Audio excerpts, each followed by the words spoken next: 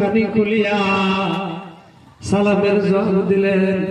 মা আয়েশা ডাক দিয়া বললেন, কে আপনি, কোথা থেকে এসেছেন? আল্লাহর নবী তো বাড়িতে নাই। পাগল জবাব দিলেন, আমি, আমার নাম আয়েশাল করণী, আমি অনেক দূর থেকে আল্লাহর নবীর সঙ্গে সাক্ষাৎ করার জন্য আসছি। মা আয়েশা ভিতর বাহির থেকে আয়েশাল করণীর চাঁদমুখানা দেখিয়া মা আয়েশা চোখের পানি ছেড়ে দিয়ে কাঁদে আর ডাক দিয়া বলে, জীবনে অনেক মানুষ দেখলাম, এত সুন্দর মানুষ আমি আর কোনদিনও দেখি না।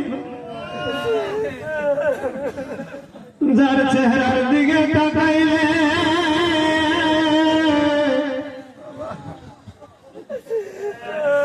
মন ভরে যায়। তখন আয়েশা সিদ্দিকা রাদিয়াল্লাহু তাআলা ডাক দিয়ে বললেন, আল্লাহর নবী তো বাড়িতে নাই, আল্লাহর নবী বাড়ি থেকে যাওয়ার সময় বলে গেছে, আপনার প্রতি আল্লাহর নবী খুশি আর সন্তুষ্ট আছে, আপনাকে বাড়িতে যাইয়া আপনার মার খেদমত করতে বলছে।